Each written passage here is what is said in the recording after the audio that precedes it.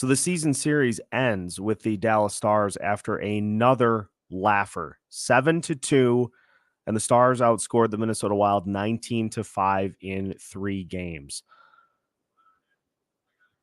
I am at a loss for words, folks. And so we're going to talk about what was mostly just deeply unserious hockey in tonight's Locked On Wild postcast.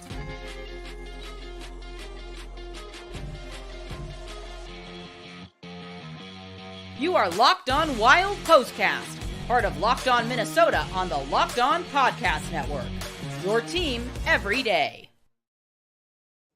The Minnesota Wild embarrassed off the ice against the Dallas Stars as they lose 7-2 to finish the season series against the Stars 0-3, being outscored 19-5 in the 3 games. Welcome into tonight's Locked On Wild postcast, which is brought to you tonight by FanDuel Sportsbook. Make every moment more. Right now, new customers get $150 in bonus bets guaranteed when you place a $5 bet. Visit FanDuel.com/lockedon to get started.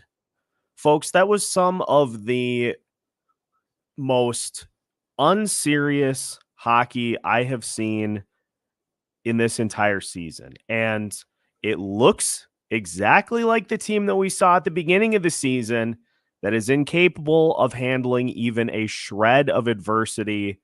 And it's just so unserious to go into the opposing rink of a team that you consider a rival, a team that you are chasing in the Central Division standings, and to just get flat out embarrassed off the ice. I'm tired of it. I'm tired of this team continuing to look just completely shell-shocked every time they have to handle even a little bit of adversity. It just, from the get-go, it just looked like they were skating on sand. And you are trying to convince us that you are a team that is going to get back into the postseason picture, and you are handing games to opposing teams. You're handing them from the get-go to your opponent. It is infuriating to me as the host of this show when the number one talker should have been, hey, we got to see Jesper Wallstedt's debut against the Stars tonight. But the thing that we have to lead off with again for the 50th time this season is the fact that this team is just so hilariously outmatched on the ice that they don't even belong on that same sheet as the Dallas Stars. It just nuclear meltdown special teams performances again here tonight. You have really the goalie's the only one that seems to care about what's going on. You've got players going through the motions. You have your top line that should be the one leading the way for this team that looks like they are completely deer in headlights. Honestly, folks, it makes me sick. It is infuriating to the point that I don't understand why we have to keep rehashing this every game. The fact that we continue to point to the injuries as excuses for why this sort of thing continues to happen. And honestly, I still am very, very confused as to why the decision before the year was made to retain every piece of this after what happened last year. Knowing what was going to be in place this season and next season, and we have a GM that decided that this is the group that he wants to go to war with on a night in, night out basis. When you're getting run off the ice against the Dallas Stars, you're getting run off the ice against the Colorado Avalanche, you're getting run off the ice against teams that are far worse than that. And yet you piece every bit of it together with the ability to not do anything about it. You can't move people unless you get their permission to do so. And what is the incentive of being traded if you were given the assurance that you're not going to? You've got players with modified no trade clauses to where they can submit a list of teams in which they do not want to be traded to, which hinders your ability to get anything of value in return. And you have other players that have essentially full trade protection. What are we doing with this roster? Why were these 2 years not being looked at as an opportunity to evaluate what you have in your system and to figure out what you need to build your roster once you have the mostly full capacity of the cap to do so? It's just such suck-ass hockey every night from this team.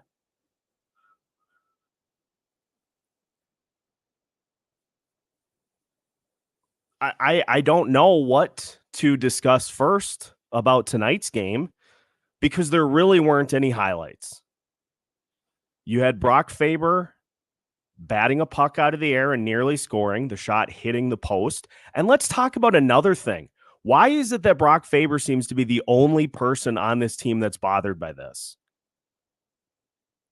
Breaking his stick on the bench after being on the ice for one of the goals against Wallstedt. Why does he seem to be the only one that's bothered by this? Why does he continue to be the one that has to answer for all of this going on? Every night, after every game, Brock Faber is available to discuss what happened. As a rookie,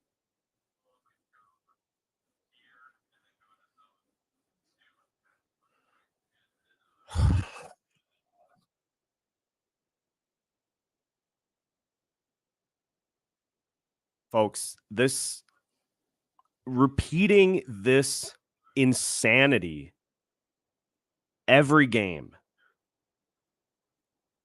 is just so infuriating that we, night in and night out, have to talk about players getting lost and just looking like they don't know what they're supposed to be doing on the ice. About the power play just looking completely casual. And hey, they scored tonight. Power play scored, I think, to be honest. I don't even... Yes, Ryan Hartman scored on the power play. Okay, cool. But here's the other part of it. Being completely lifeless and not even remotely in the game until the third period is a massive problem too. And from what I saw, comments before the game suggesting that the team was going to have a fresh set of vibes and some butterfly energy with Jesper Wallstedt getting his first career start here tonight. Where was that?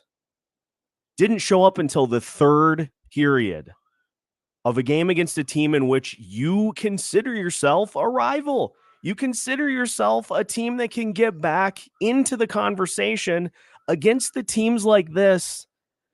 This is a team that has no business being in the postseason conversation. Like I've tried to kind of play both sides of the fence with this because being a show that covers this team on a daily basis, I like playoff hockey.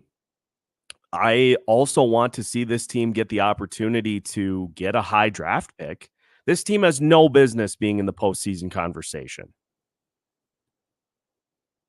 And we all know what's going to happen. Full well know what is going to happen once everybody comes back. This team's going to go on a run to get just close enough to not be in the postseason. And instead of being able to pick in the top 10, they're going to pick at about 16 or 17.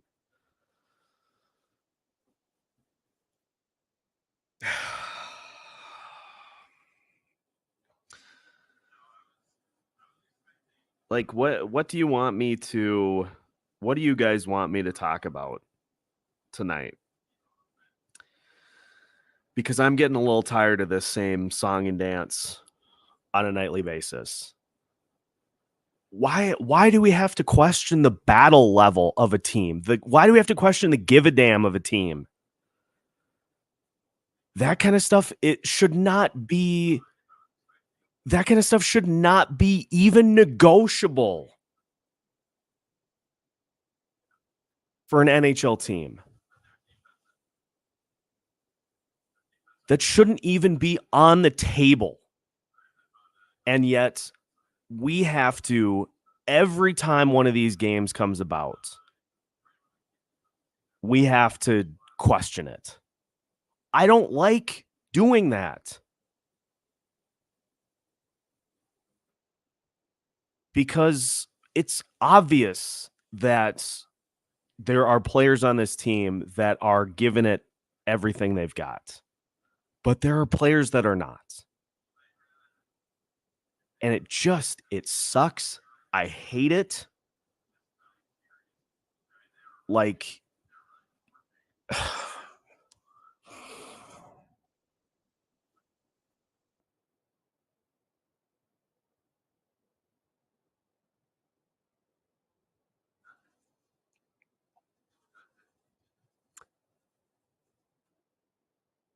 I do want this team to tank. And it's funny because I've had people on X that have questioned that logic. They'd rather this team be playoff competitive every season because a high draft pick does not guarantee you postseason success. But I'll tell you what it does guarantee you is a better opportunity to hit on an impact player than picking in the 20s. Now, Judd Brackett has done a good job of hitting on picks in those locations. But I don't know, guys. I got to be honest with you. I just get really tired of the bar being to get into the conversation. I get really tired with the level of success being we have made it to the postseason, when the level of success should be we're holding the Stanley Cup trophy and giving all of our players an opportunity to do what they want with it for a day. That should be the measure of success.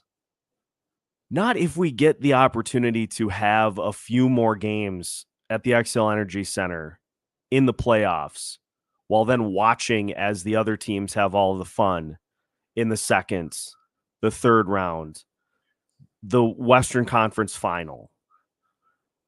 And the only instances in which this team has done that in their history is in seasons in which they weren't expecting to. Is it so much to ask to be able to have a moment like the Colorado Avalanche, like the Tampa Bay Lightning, like you name it, any team that has won the Stanley Cup over the last handful of years? Is it so much to ask to just get one of those moments? But then the other part of that coin is being willing to accept that it is not easy to do so, because it requires you to have to be bad enough to get those impact level players, to get a Cale Makar, to get a Nathan McKinnon, to get a Steven Stamkos, to get an Andre Vasilevsky. You have to be willing to be bad in order to get those types of players to put as the centerpieces of your franchise. Now, there obviously is way more work that has to be done than that. You can't just get those guys and expect that you're going to be able to that you're going to be able to do it. Edmonton certainly hasn't. Toronto certainly hasn't. But the other part of this is that it's nice to have a team that is even fun to watch. Even at a base level, it's nice to have a team that is fun to watch. And this is some of the most joyless painful to watch hockey that we have seen this season. Moments are so few and far in between as to what is even enjoyable to watch for this team that it honestly, it's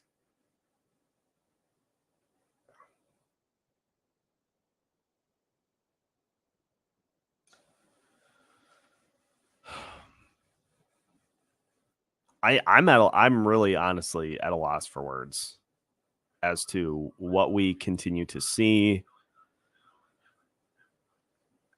And like I don't know, because it's nights like tonight, you don't even want to dive into the nitty-gritty details of what was seen in this one tonight. I thought Jesper had some really good moments. I thought he had some good saves in this one. I was amped. I was excited to see what he could do in this one, and nobody else in front of him showed up. And I got to tell you, had things played out this way without having fully committed to this group for multiple seasons going forward, I would have called to blow the whole thing up after this year.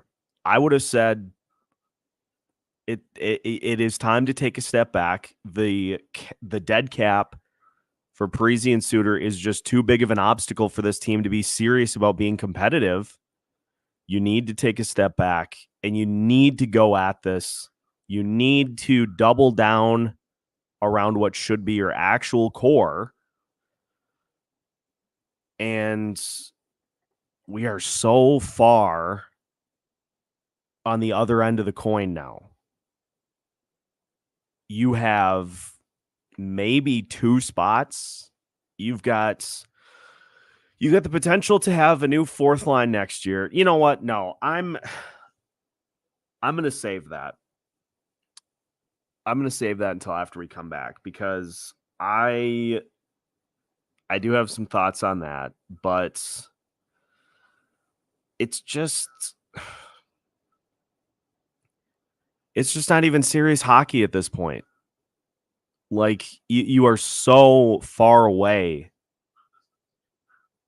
from the Dallas Stars, who are in 3rd place in the division.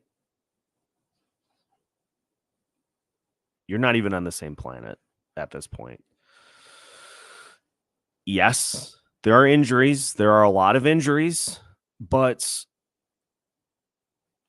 I think what we're also seeing that is problematic is how much the guys that are out cover up for a large part of what is in the lineup right now.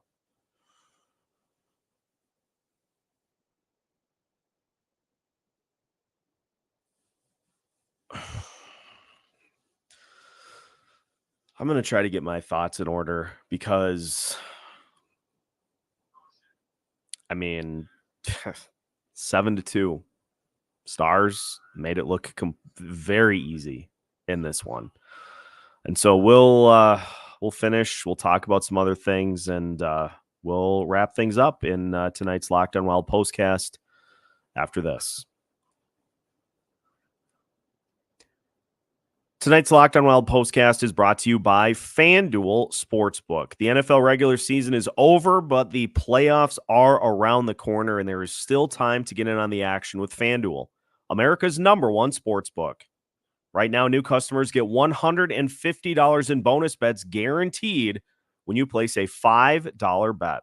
That's $150 in bonus bets, win or lose. FanDuel is incredibly easy to use with a wide variety of ways for you to place your bets, such as the live same-game parlays. If you took the 3rd period over tonight between the Wild and the Stars, you cashed in big. You can also find bets in the Explore tab and put an unbeatable parlay together in the Parlay Hub, the best way to find the most popular parlays on FanDuel. So visit FanDuel.com/LockedOn and make your first bet a layup. Again, FanDuel.com/LockedOn. FanDuel, official partner of the NFL. Tonight's Locked On Wild postcast is also brought to you by Jase Medical. I know we come here to discuss sports as an escape from some of the crazy things going on in real life, but can we just talk for a minute about preparing for real life? According to the FDA, pharmacies are running out of antibiotics like amoxicillin right in the middle of the worst flu season in over a decade. That is, in and of itself, a very scary and real thought. I can't imagine a more helpless feeling than seeing a family member get sick while a supply chain issue kept them from life-saving medication they needed. Thankfully, we'll be okay because of Jase Medical. Folks, the Jase case is a pack of 5 different antibiotics to treat a long list of bacterial illnesses, including UTIs, respiratory infections, sinusitis, skin infections, amongst others. These are all conditions that can happen to any one of us at any time without warning. Visit jasemedical.com and complete your physician encounter. It'll be reviewed by a board-certified physician, and your medications will be dispensed by a licensed pharmacy at a fraction of the regular cost. It has never been more important to be prepared than today. Go to jasemedical.com and use offer code LOCKEDON to get $20 off your order. Again, that's jasemedical.com, offer code LOCKEDON to get $20 off your order. Minnesota Wild lose by a score of 7-2 to the Dallas Stars.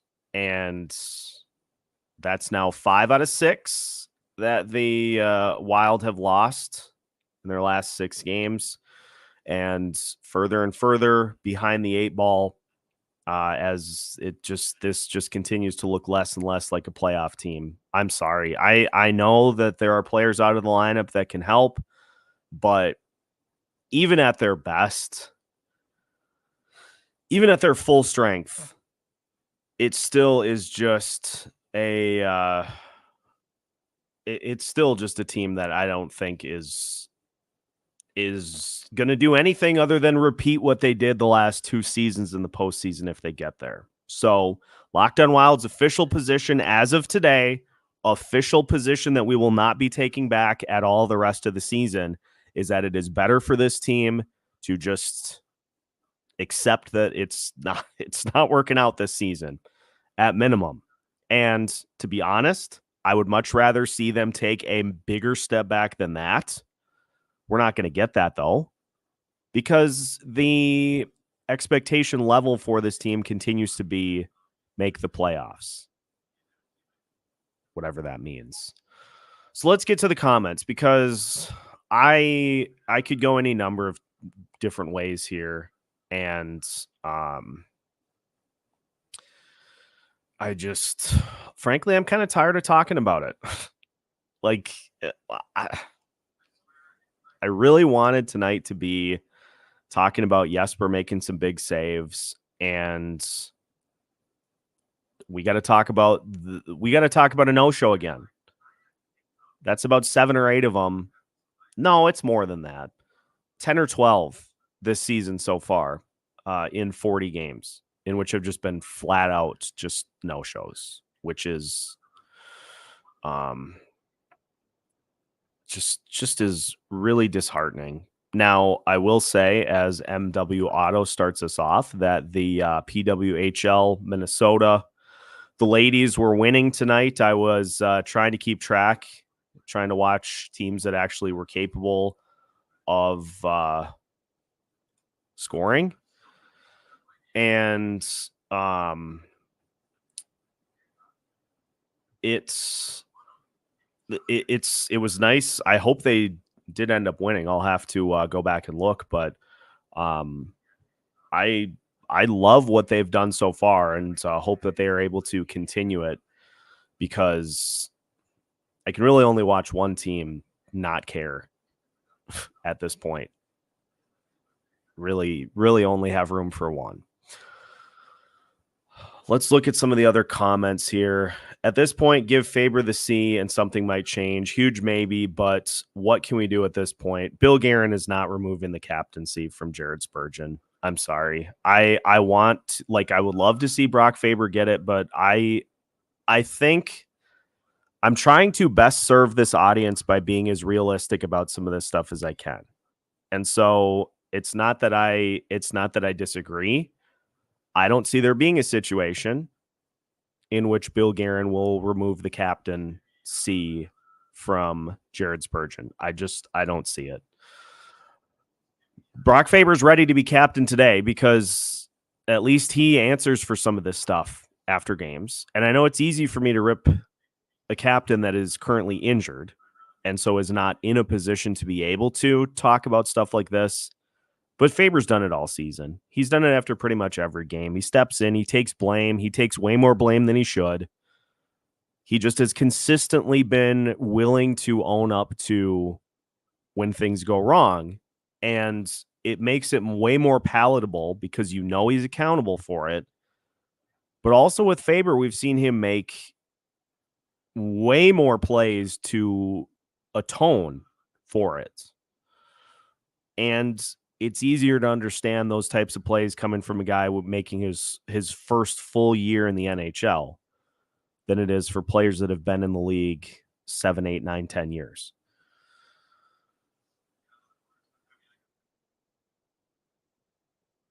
Steve, the whole team wasn't even there for the first two periods except for a few. I mean, you can boil it down to Wallstedt and probably, again, it's just because I look up that you see Faber trying to make plays. You see Rossi trying to make plays. That top line combination tonight was completely invisible until the third period, which is that's just a massive problem. Like, if you're going to be the top line for a team, I don't care if you are the San Jose Sharks or the Vegas Golden Knights. If you are the top line for a team, you have to, at minimum, carry what's going on for the offense. And I don't know. It's very disheartening to just continue to see this play out.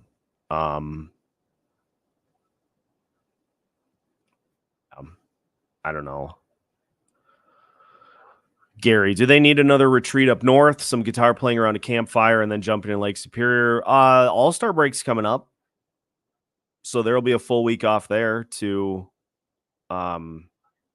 reload and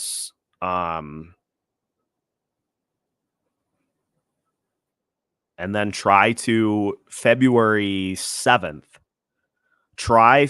7th to get the season restarted for about the fifth time. Amanda joining us tonight. Thanks for hopping in, Amanda. I, as everybody can tell, I just am so fed up with what we continue to see. Who are the players that are tradable now between now and the end of the season? What are the key areas outside of defense that are needed? And with all of this, how will the cap issues actually impact the draft? Let's go to Cap Friendly, and I will just read through the current contract situation for the team as it stands right now. So Matt Boldy, as of right now, does not have trade protection on his contract. I don't believe that was added in. So Matt Boldy is currently a movable asset for the Minnesota Wild. Matt Zuccarello has a 10-team no-trade list. Joel Eriksson Ek has no protections in his contract, so he is a movable asset.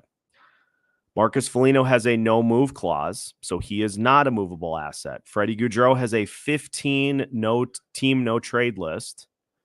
Marcus Johansson has a no-trade clause. Ryan Hartman has a no-move clause. Brandon Duhaime has no protection in his contract, so he is a tradable asset. Marco Rossi's on his entry-level contract, so he is a movable asset. Connor Dewar has no trade protection on his deal, so he is a movable asset. Pat Maroon has a 16-team trade list on his deal. Jake Middleton has no trade protection on his deal, so he is a movable asset. Alex Goligoski has a no-move clause. John Merrill is not going anywhere because why? Brock Faber's on his entry-level contract, so he is a movable asset. Zach Bogosian has a modified no trade. Damon Hunt is on an entry-level contract, so he's a movable asset. Dakota Mermis has no trade protection, so he's movable. Marc-Andre Fleury has a no-move clause. Jesper Wallstedt is on his entry-level contract. Jared Spurgeon has a no-move clause. Kirill Kaprizov has no trade protection until the summer. Philip Gustafson has no trade protection on his either. Folks, do you see a pattern here that the players that are movable are the ones that you shouldn't want to be able to move? Again, I don't understand why it couldn't wait until the offseason to lock in the likes of Ryan Hartman, Marcus Foligno, and Matt Zuccarello. Why are you taking away the incentive? If they want to play for this team, go out and prove it. Go out and prove it. Prove that you can be a viable part of what this team is building going forward. And instead, you took all of the incentive away by locking everybody in long term. So there really are no consequences for anybody on this roster to list through this season.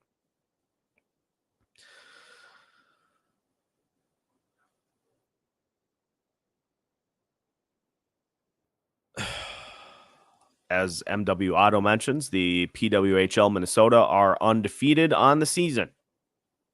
Thanks, ladies, for saving us this evening from whatever this is. Denny is here tonight. 10-game losing streak will be ongoing. Wild only have a winnable chance against Anaheim. They're not going to beat Anaheim playing like this. I'll guarantee you that. They're not going to beat Anaheim throwing this level of battle in against the Ducks. And so why not? Why not at this point lose to the Ducks so that you can increase your ability to get higher up in the draft?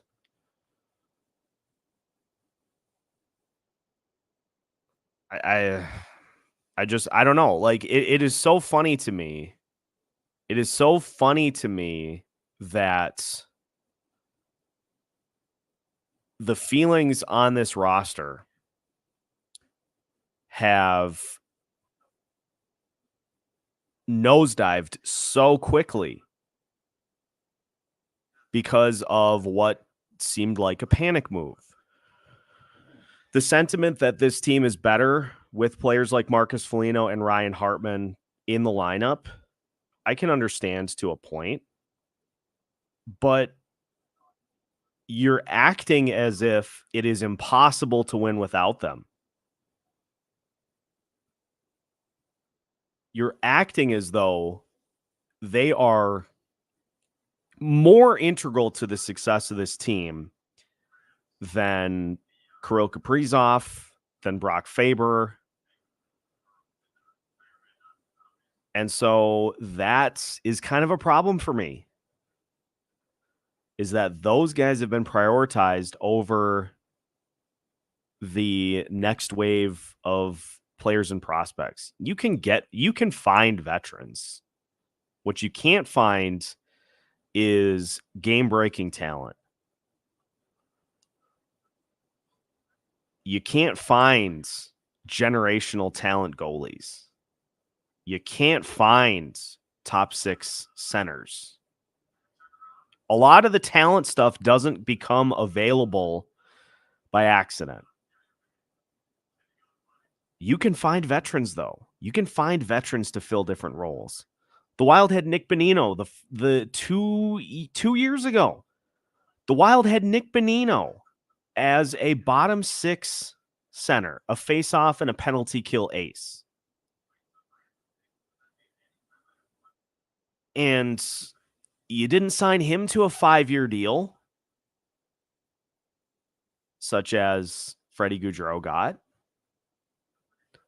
You went and found Ryan Reeves. You didn't sign him to a 4-year deal, although we gotta be honest here. Like, we have to really be honest with ourselves. The reason that Bill Guerin didn't sign Ryan Reeves to the same 3-year deal that Toronto did is because they financially couldn't. If Bill Guerin could have met Ryan Reeves at that $1.25 million or whatever, he would have done it in a heartbeat. And so, like, you can find veterans other places. You can find a capable third pairing on defense. But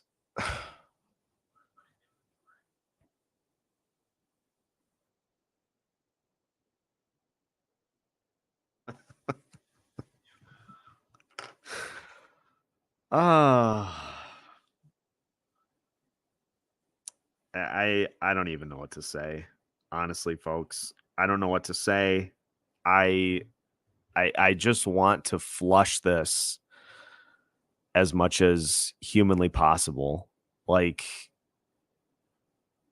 it's starting to suck the joy out of this part of it, which should be the most fun. Getting an opportunity to hop on here and talk through exciting wins with everybody. Like, these types of performances just suck the life out of you, because I am a person who shares one thing with Brock Faber, is that I hate losing. And a lot of you share that same characteristic. Hate losing. But can also understand if losing serves the greater good, which is what we have tried to kind of pivot to here on Locked On Wild, is just these types of games. Well, it's okay because we have better odds of getting a higher draft pick. But it's going to be pretty much the same thing. It's going to be pretty much the same roster next season.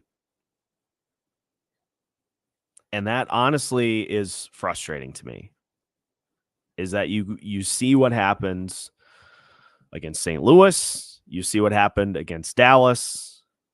You see what has happened so far this season. And you just decide to lock it in and protect it at all costs.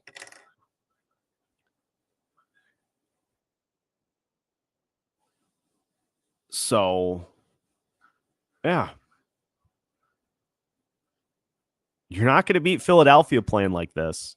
You're not going to beat Arizona playing like this. You're not going to beat the New York Islanders playing like this. You're not going to beat the Tampa Bay Lightning playing like this. You're not going to beat the Florida Panthers playing like this. You're not going to beat the Carolina Hurricanes playing like this. You're not going to beat the Nashville Predators playing like this. You're not going to beat the Anaheim Ducks playing like this. You're not going to beat anybody playing like this.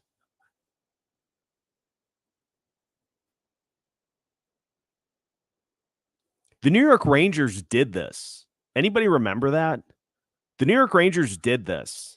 They sent out a letter to fans and said, folks, as much as we want to be competitive for all of you,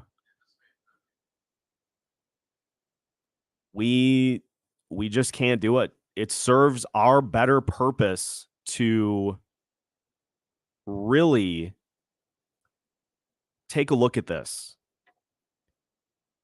to step back, to be honest with ourselves, to step back and to give ourselves an opportunity to rebuild our prospect system, to rebuild our team. And guess what? The fans didn't run away. The fans didn't run away and hide and never come back. The fans understood. The fans get it. Fans are way smarter than people give them credit for, than teams give them credit for. New York Rangers fans, they embraced it. They came back. And look at where the Rangers are now. They're one of the better teams in the Eastern Conference.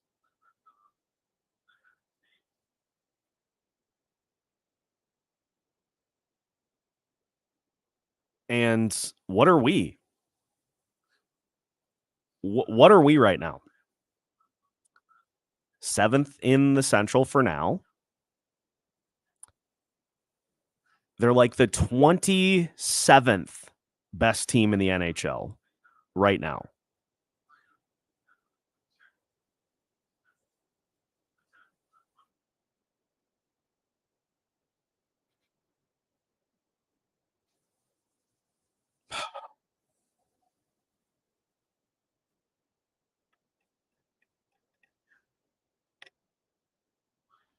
I gotta collect my thoughts because you all deserve better than just me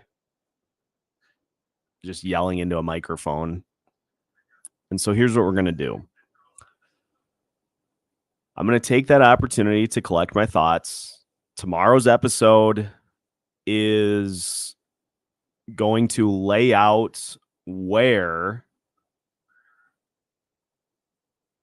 this organization has failed. All the way back to Parise and Suter. Everything that this team has done from then until right now. And then what we're going to try to do is to figure out how to build from it. How to get this team to where they need to be, to where the fans deserve them to be. Because these games are just it's so deeply unserious what we're seeing from this team. And I haven't checked X since we started recording. I wonder if there was another closed door meeting.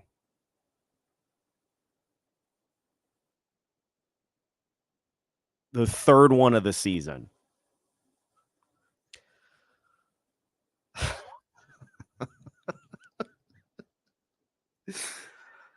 Uh, 7-2. 19-5 in 3 games. 19-5. It's deeply unserious. All right, folks, that's what I got for you tonight. Again, sorry that I didn't get more active in the comment section tonight, but honestly, sometimes you just got to yell. Sometimes you just got to get it off your chest. Sometimes you just got to throw it out there and just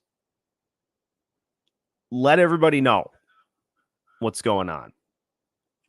But much unlike what we see on the ice, guess who gets up day after day and continues to try to answer these questions? Locked On Wild. And so we're going to do that. We are going to continue. Yes, I see you, Locked On Sharks. I think I also omitted you from the you can't play like that and beat. Or wait, no, we don't play the Sharks this month. That's coming though. But Locked On Wild going to continue to answer the bell, continue to get up, continue to try to figure out this mess, because that's just how we do it. And so take my advice, everybody, because I sure am going to. Just forget about this one, because there is no redeeming quality about what we saw on the ice in tonight's game. And so we will go to Philly season, I guess, on Friday. But tomorrow's episode is going to be titled, Where Did It Go Wrong? So buckle up for that coming up for you tomorrow. But that's all I got. Again, make sure to hit the like button before you hop out. Make sure to follow Locked On Wild on YouTube if you have not already. And win or lose, we will continue to keep you up to date on everything going on throughout the Minnesota Wild organization. So we appreciate all your support, and we'll be with you. We'll be with you in the morning. Man, yeah, I don't know. Well, 7-2 loss to Dallas. How about that? This has been another Locked On Wild postcast, and we will be back with you coming up for tomorrow's episode. So until then, make sure you follow along with new episodes every Monday through Friday as part of the Locked On Podcast Network.